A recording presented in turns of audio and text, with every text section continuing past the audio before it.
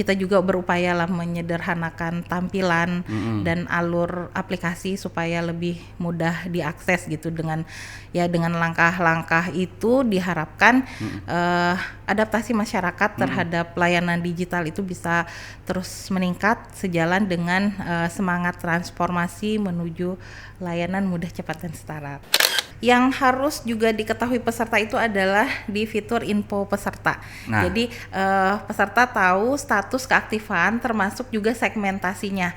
Karena kan kalau misalnya datang gitu ditanya segmennya apa, mereka nggak paham tuh. Tapi dengan adanya aplikasi ini mereka bisa membaca sendiri gitu. Misalnya terdaftar sebagai pekerja penerima upah seperti itu atau penerima bantuan iuran. Nah itu kan tentunya jadi pengingat lah karena PBI itu kan rentan penonaktifan. Kita nggak pernah tahu kapan dinonaktifkan. Dengan adanya aplikasi ini mereka bisa melihat sendiri. Jadi kalaupun misal status nonaktif, ya mereka bisa segera mengurus pengaktifan. Entah jadi mandiri kah atau misalnya daftar kembali menjadi tanggungan pemerintah.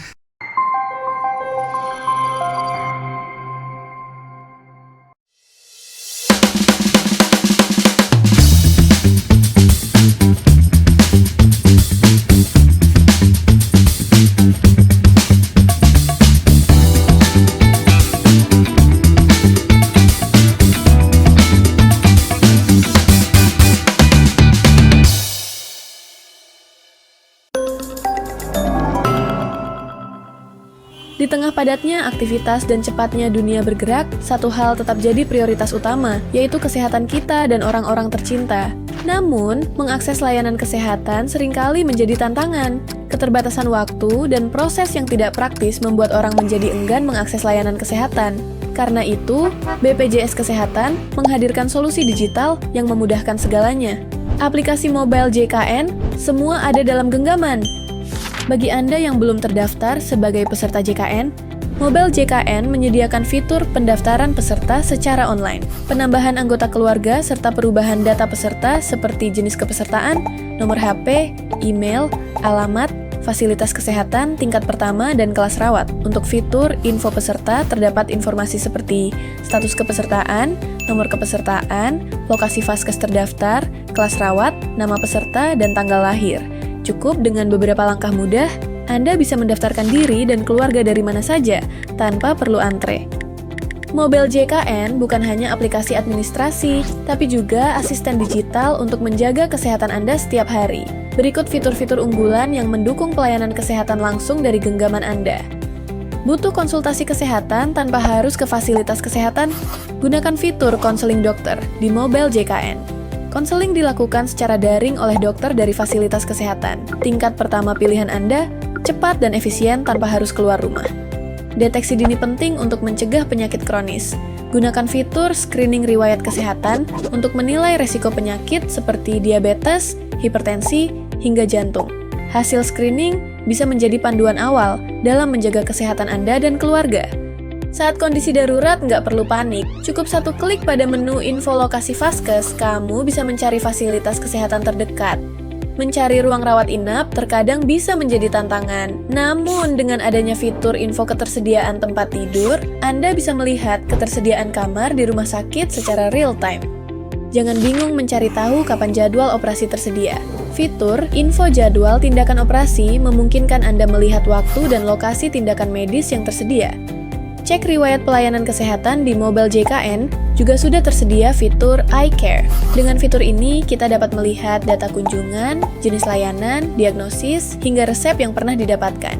Fitur ini sangat berguna untuk pasien, dokter, maupun fasilitas kesehatan dalam memastikan kesinambungan pelayanan medis. Lupa minum obat? Mobile JKN punya solusinya. Terdapat fitur monitoring minum obat untuk peserta dengan diagnosa penyakit tertentu. Dengan pengingat ini, terapi pengobatan jadi lebih teratur dan efektif.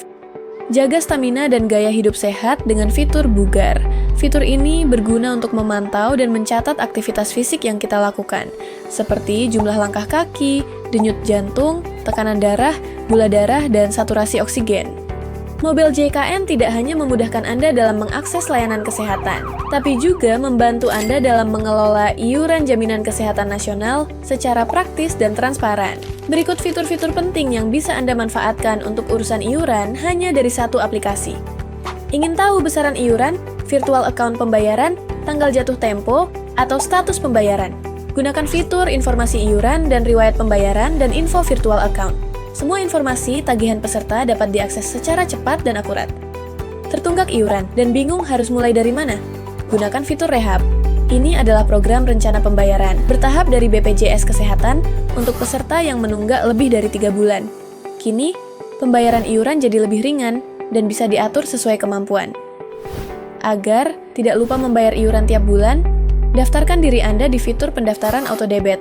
Pembayaran otomatis bisa diatur melalui rekening bank atau dompet digital yang tersedia. Bayar iuran lebih mudah, tanpa repot dan tepat waktu.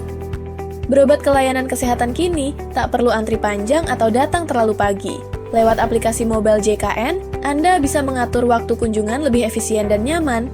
Pendaftaran bisa dilakukan untuk kunjungan di fasilitas kesehatan tingkat pertama dan fasilitas kesehatan tingkat lanjut pada fitur pendaftaran antrian. Mobile JKN telah menghadirkan berbagai kemudahan layanan, mulai dari kepesertaan, antrean fasilitas kesehatan, hingga pengelolaan iuran dan layanan kesehatan digital. Namun, kami sadar bahwa setiap peserta mungkin masih memiliki pertanyaan, butuh kejelasan lebih lanjut, atau mengalami kendala dalam layanan. Disinilah fitur info serta pengaduan berperan penting. Peserta dapat melihat info seputar program JKN mulai dari pendaftaran, iuran, hingga manfaat program JKN, dan jika terdapat pengaduan mengenai pelayanan kesehatan peserta, juga bisa membuat pengaduan melalui fitur pengaduan layanan JKN. Mobile JKN bukan sekadar aplikasi. Ini adalah ekosistem layanan kesehatan digital yang lengkap dan terus mendengar kebutuhan pengguna JKN.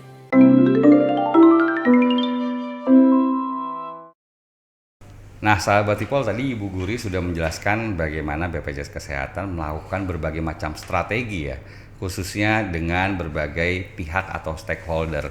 Nah, Bu Guri mungkin bisa diceritakan sebetulnya sejauh apa BPJS berkolaborasi nih, program-program seperti apa nih yang telah dijalankan oleh BPJS Kesehatan?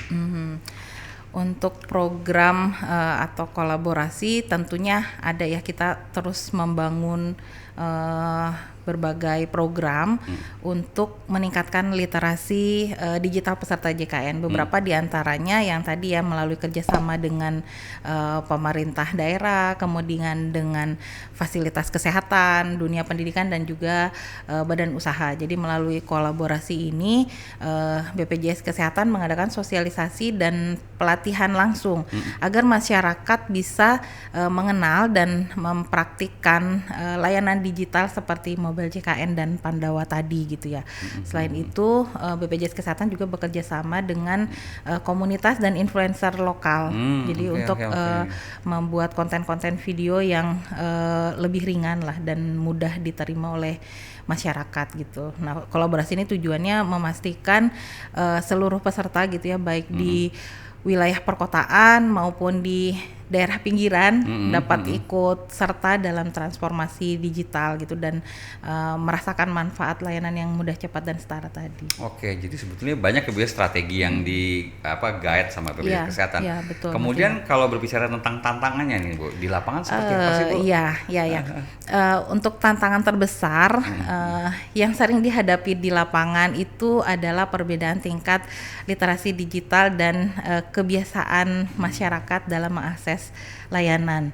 Jadi tidak semua peserta itu kan terbiasa menggunakan aplikasi atau kanal digital seperti mobile JKN dan Pandawa gitu. Sebagian tuh masih merasa lebih nyaman datang langsung ke kantor cabang gitu, ketemu dengan petugas langsung. Nah, selain itu di beberapa wilayah juga kadang masih ada kendala keterbatasan akses internet gitu ya.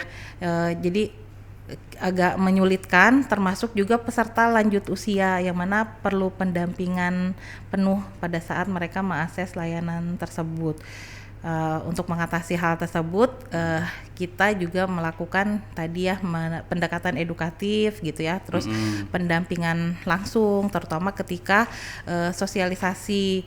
Jadi kita juga berupaya lah menyederhanakan tampilan dan alur aplikasi supaya lebih mudah diakses gitu. Dengan langkah-langkah itu diharapkan adaptasi masyarakat terhadap layanan digital itu bisa terus meningkat sejalan dengan semangat transformasi menuju layanan mudah, cepat dan setara tadi. Wah, jadi BPJS Kesehatan ini lebih user friendly ya? Iya. Itu yang diharapkan ya, semua betul, ya? harapannya ke sana. Oke, berarti kalau sudah strategi sudah, ya kan, kolaborasi sudah, program-program sudah. Lantas sejauh ini dari sisi internal nih Bu, kesiapan SDM BPJS Kesehatan sendiri seperti apa nih Bu? Nah, dari sisi internal juga sama, BPJS Kesehatan itu terus memperkuat kesiapan SDM diantaranya dengan mengadakan pelatihan digital gitu ya, pelatihan digital skill, kemudian change management, kemudian knowledge sharing lintas unit kerja gitu. Kita di situ ingin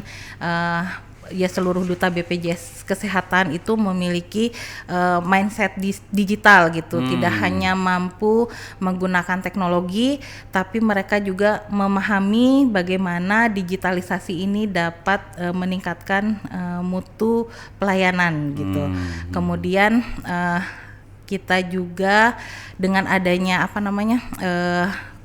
digitalisasi dari sistem dan infrastruktur, BPJS Kesehatan telah melakukan modernisasi juga, termasuk penguatan keamanan cyber. Ini udah terpusat lah intinya ya, Mas Timur. Jadi untuk memastikan ketika SDM-nya adaptif gitu ya, kemudian sistemnya andal, ya BPJS Kesehatan siap menghadapi era pelayanan digital yang terus berkembang ini. Wah, luar biasa ya, berarti keamanan digital juga jadi satu prioritas untuk BPJS Kesehatan ya. Karena kita kan megang data hampir seluruh penduduk Indonesia, kita harus melindungi ya data pribadi di situ. Iya Bu, betul. Apalagi sekarang banyak yang kejahatan cyber ya Bu ya. Betul, itu yang harus betul-betul diantisipasi dan BPJS Kesehatan sudah memiliki SDM terkait hal itu ya. Iya. Sudah aman ya. Sistem IT canggih.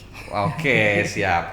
Lantas nih Bu Guri, kalau kita berbicara tentang kanal digital yang ada nih, yang dipunyai oleh BPJS Kesehatan tuh seperti apa sih Bu? Kanal digital banyak. Ya, kita berkembang intinya dengan adanya pandemi COVID ya. Jadi dibuatlah kanal-kanal yang tidak harus dilakukan secara tatap muka gitu. Di antaranya kalau sekarang yang sudah berjalan, yang dari tadi kita sebutkan Mas Timur, ada Pandawa, di 0811 8165165 itu layanan administrasi informasi pengaduan melalui WhatsApp. Kemudian ada aplikasi Mobile JKN dengan banyak fiturnya tadi ya, jadi seluruh fungsi layanan hanya dalam satu genggaman. Kemudian ada lagi kita care center 165, jadi peserta yang memang misalnya tidak terbiasa lewat handphone, ya setidaknya mereka bisa berbicara dengan petugas. Kemudian ada layanan PIPP Badan Usaha juga untuk memudahkan ketika ada pengaduan di Badan Usaha, HRD juga kita bekali aplikasi gitu untuk mereka bisa mengakses PIPP Badan Usaha. Kemudian ada Viola, Viola itu Virtual Office layanan peserta. Jadi peserta bisa bertatap muka dengan petugas melalui aplikasi Zoom meeting gitu. Jadi telekonferensi seperti itu. Kemudian ada Aman JKN. Kalau Aman JKN saat ini posisinya baru ada di kantor cabang, ya berharapnya nanti bisa ditempatkan ya itu anjungan mandiri JKN. Jadi hampir sama fungsinya seperti Mobile JKN, namun nanti pesertanya langsung akses dari, kalau di kantor cabang tuh ada tablet memang diposisikan untuk pelayanan. Kemudian ada website juga bisa dimanfaatkan karena dia fungsinya sama juga sih, untuk pengaduan, untuk informasi. Kita udah siapkan juga ada tombol-tombol yang misalnya dia mau akses Pandawa tinggal diklik, mau berbicara dengan petugas itu juga bisa, di Mobile JKN pun ada. Kemudian lapor. Semua lembaga pelayanan publik itu pastinya harus terdaftar di aplikasi itu. Jadi kita memang ada kewajiban untuk menindaklanjuti pengaduan karena langsung di monitor langsung oleh staf kepresidenan. Yang terakhir ada QR code. QR code kalau misalnya peserta sering datang ke Vaskes, biasanya suka melihat tuh ada QR code. Nah itu bisa digunakan untuk menilai kepuasan peserta terhadap fasilitas kesehatan, layanan Vaskes. Kemudian juga dia bisa melakukan screening riwayat kesehatan atau melakukan pengaduan dengan QR code itu ya. Betul. Oke, jadi nggak hanya di aplikasi yang pelayanan ojek online ya. Jadi BPJS Kesehatan juga kita bisa tinggal scan, kasih masukan segala macam bisa ya. Betul. Oke. Ini kalau ngomongin terkait dengan tadi kanal-kanal sudah. Kalau fitur-fiturnya sendiri ini seperti apa ya? Fiturnya saya kasih lihat aja Wah, dari ini ya. ini bagian yang paling oke nih. Kalau fiturnya banyak. Jadi yang utama kita sampaikan, karena kan sekarang di BPJS Kesehatan itu sudah tidak ada pencetakan kartu ya, Mas Timor. Jadi di aplikasi mobil JKN ada namanya KIS Digital. Jadi di fitur itu ada kartu yang bisa dicek dan ini nanti bisa muncul, kelihatan nggak ya di sini ya? Bisa muncul kartu dan bisa dipilih nama-namanya sesuai nama yang ada di susunan kartu keluarga gitu. Jadi kalau yang punya masih ada kartu di dompetnya itu salah ya Bu ya? Nggak itu pasti nggak salah bisa, juga ya? Masih bisa digunakan. Jadi ada 3 lah, bisa pakai KTP, bisa pakai kartu fisik, bisa juga pakai kartu KIS digital. Ini yang salah satunya ya. Yang lain mungkin Bu fitur-fiturnya? Fitur yang harus juga diketahui peserta itu adalah di fitur info peserta. Jadi peserta tahu status keaktifan termasuk juga segmentasinya. Kadang kan kalau misalnya datang gitu ditanya segmennya apa, mereka nggak paham tuh. Tapi dengan adanya aplikasi ini mereka bisa membaca sendiri gitu. Misalnya terdaftar sebagai pekerja penerima upah seperti itu atau penerima bantuan iuran. Nah itu kan tentunya jadi pengingat lah karena PBI itu kan rentan penonaktifan. Kita nggak pernah tahu kapan dinonaktifkan. Dengan adanya aplikasi ini mereka bisa melihat sendiri. Jadi kalaupun misal status nonaktif, ya mereka bisa segera mengurus pengaktifan. Entah jadi mandiri kah atau misalnya daftar kembali menjadi tanggungan pemerintah. Apalagi masyarakat banyak yang sering kelupaan bayar iuran ya. Nah saya cek tuh di situ ya. Iya, info iuran ada, info termasuk juga ada. Riwayat pembayaran iuran. Jadi ketika mereka sudah melakukan pembayaran, untuk melakukan pengecekan udah masuk atau tidak, atau pengen tahu misal terakhir saya bayar kapan ya, nah itu di riwayat pembayaran muncul datanya.